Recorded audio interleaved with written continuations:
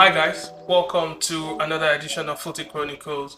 My name is Bolaji and thanks for joining in. Today on Footy Chronicles, I'm going to be bringing you lots of news as regards transfer in and around top European clubs, and as much as I hate to say it, Saudi Arabian League. I mean, the shopping spree is not stopping anytime soon in Saudi Arabia, as loads and loads of European players are joining up with others that have joined the league earlier on in the transfer market. Now it is Riyad Mahrez of Manchester City. He has joined up with the club in Saudi Arabia, followed by Alex Maximin of Newcastle, and the deal for Fabinho and Henderson has also been confirmed. And just chaos. Like I don't understand what's happening. I actually saw a picture over the weekend that was posted by Edouard Mendy, and it feels like I was seeing an European team, like an elite European team. And this is the Saudi Arabian League. It had Mendy, it had Mahrez, and it had Firmino. And you're wondering, is this really happening? Yes, it is happening, and I am glad to always bring it to your notice. The Saudi Arabian League is gradually becoming a threat to the European Football League, and I had lots of feedback, lots of comments, people saying they might run out of steam anytime soon. The Chinese guys have tried it, the MLS guys have tried it. They don't think that the Saudi Arabian guys can keep up the pace, but it's beginning to look very scary, I must confess, because they're actually going for Mbappe. We all know the story about Mbappe and PSG. Al Hilal they actually want Mbappe in Saudi Arabia, and they are paying him a huge sum of money. To put into a crazy context for you, now they are offering to pay Mbappe about $700 million plus just for a season. They're happy to have him just for a season, and then he can go to Real Madrid. To put that into a context for you to be able to wrap your head around it, LeBron James of Lakers, his total career earning, he has been in the NBA for over 20 years. His total career earning is $516 or $520 million, and they are offering to actually pay that to Mbappe, $700 million in a year. So it is just mind-blowing, it's mind-boggling. I don't really know what they are playing at, but if Football Union is actually just thinking this may be another China, trust me, I feel like you don't know what you're actually competing with. Saudi Arabia presently they host the highest paying golf tournament, also Formula One. They're actually trying to take over motor racing, and now they feel like it's football. So this and more is what I'll be bringing to. But we'll talk about what's happening with other European clubs also. Are they getting ready for the season? Some of them had pretty much run out and test of their players during the preseason matches, and some of these matches are actually, the preseason matches are actually over. Some of them are going back to base, trying to just get ready, put some finishing touches to their squad. Manchester United, everybody knows they need a striker, and they are actually already they have finalized the agreement with the club and the player. Rasmus Højlund of Atlanta is going to be a Manchester United player. I mean, quickly touch down at the Etihad. It's a pretty quiet at the Etihad. I mean, after you win 3 trophies last season, the treble, what do you really need to change? Nothing, I guess. So it's only Gundogan leaving to Barcelona, and they signed Kovacic a replacement. And the only news or rumor around the Etihad is that Bernardo Silva might actually want to leave to Barcelona. I don't think Guardiola would want Bernardo Silva to leave, and also Kyle Walker wanting to go to Bayern Munich. But I was surprised to see Kyle Walker actually playing a preseason match against Bayern Munich. So that might not actually be true. I don't think Guardiola would also want Kyle Walker and Bernardo Silva to leave. They are integral part and members of Guardiola's squad, so I'm not sure that would actually materialize, but we'll see how that pans out over the course of the transfer market.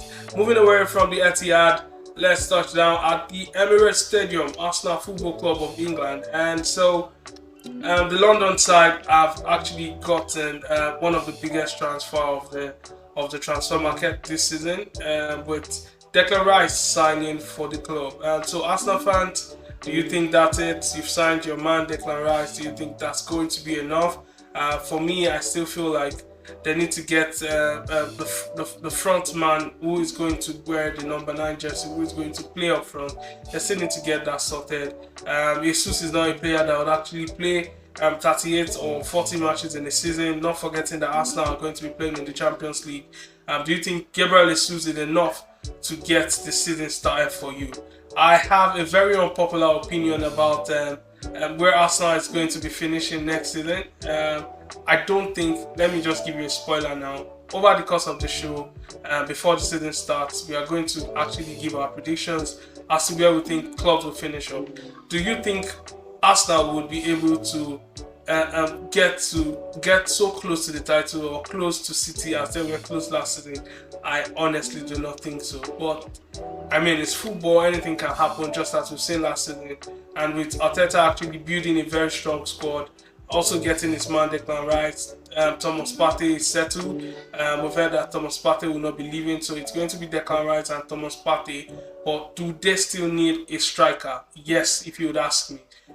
Do you have the option of Eddie Nketiah? Folarin Balogun is actually staying to actually fight for the jersey. Why not? I mean, he scored over 20 goals last season in the French Ligue 1, so why not? He would want to stay. And you also have Gabriel Jesus, who is the outright favourite amongst the three of them. But as Arsenal fans, what do you think? Do you still think you need to get a striker, or you are okay with going into the season with Gabriel Jesus, Folarin Balogun and Eddie Nketiah, knowing fully well that you have also got Havertz, you have Trossard, you have Saka, so you have a lot of options as to where the goals is going to be coming from. You have Martinelli, you have Odegaard. So when it comes to goals, Arsenal have lots of options. But when the going gets tough, they are going to be playing in more competition last season that they played next season than they were in last season. So do you think you still need one more signing, one more striker, just for you to be able to compete with City at the level in which you competed with City last season? Let me know what you think, Arsenal fans. And that marks the end of the roundup of the transfer news in and around the top clubs in Europe and Saudi Arabia. Moving away from the transfer news, my favorite segment of the show, Hard Tackle.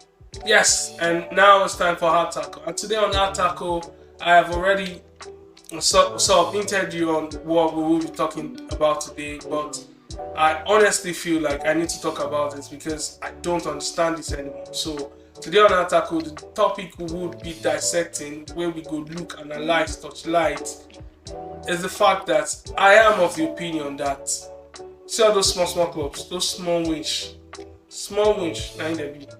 So I am of the opinion that the quote and unquote small clubs, because now enough even just call anybody small clubs safe. But we know the top clubs and we know the small clubs. So I feel like there's a gang up, or there's a consensus amongst the lower European team against the top European team. Now, in the course of the transfer updates, I told you about Manchester United signing Rasmus Højlund from Atlanta. That deal dragged so long because of the transfer fee Atlanta was actually asking for. I mean, why would you think a player that is hardly ever known by anybody is worth 80-90 million quid?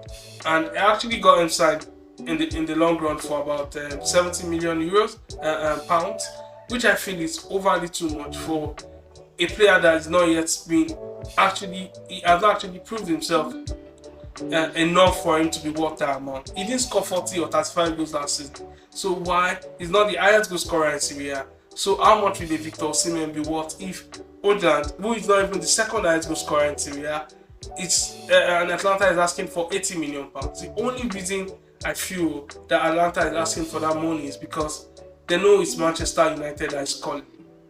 Yeah, so it's like, top European clubs, are they the Saudi Arabian league in your eyes? Why are you asking for that much money? Trust me, if that guy was to be asked for by Roma, Fiorentina, Udinese, or Real Sociedad, or Malaga, or just any other club, nobody would be asking for that amount of money.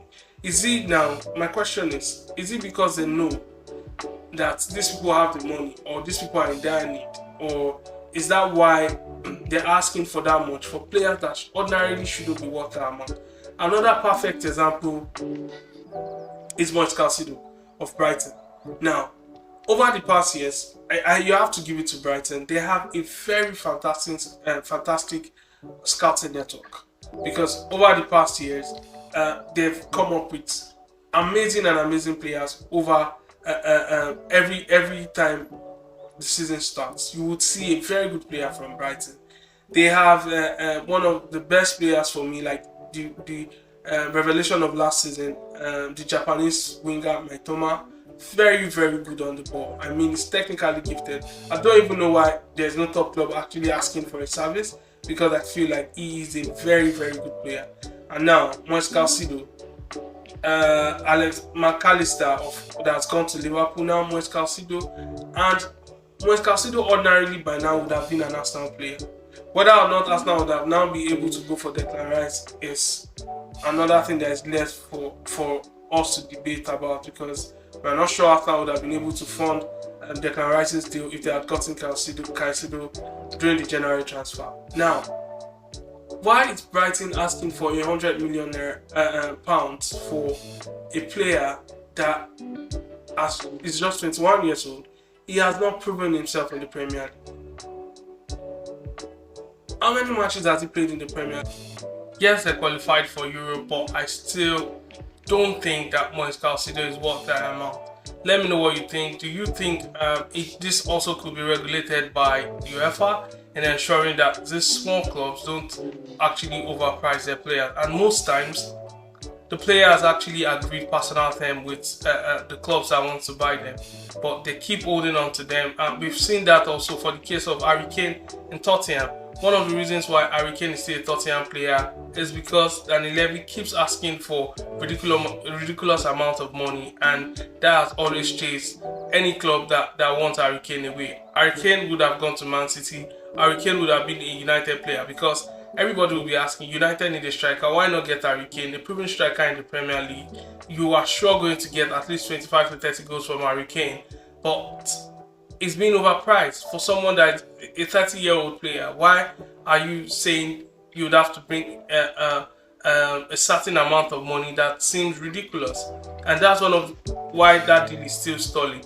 Up until now, Bayern Munich has shown interest this season on Harry Kane, and that has still been dragging up until now. So, do you think that UEFA should actually look for a way to put an end to this? Because my fear is, in the long run, if this is not checked, then football is just basically going to be for the highest bidders. The richest guys are just going to keep on winning the trophies, and the rest are just going to continue chasing them. And it doesn't really make sense like that. I remember not so long ago where Birmingham won the FA Cup, Portsmouth won the FA Cup. That was the beauty of it. West Ham was able to reach the FA Cup final against Liverpool. That's the beauty. But when you have all the good players, as we see, I still mention it, if people feel, or if the European football leaders feel like what's happening in Saudi Arabia would not be a threat to European football, then they are on a long thing. I feel like they don't know what's coming for them, because in the long run,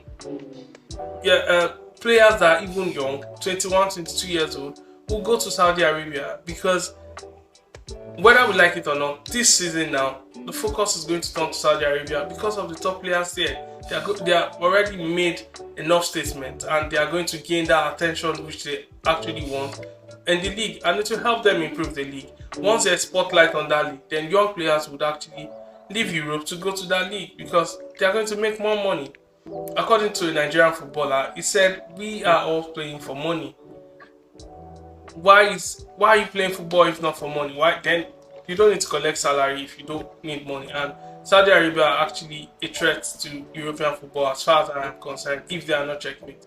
And if they are not checked, and that's the same thing I would want to happen to the lesser European clubs trying to overprice players whenever a bigger club come for them.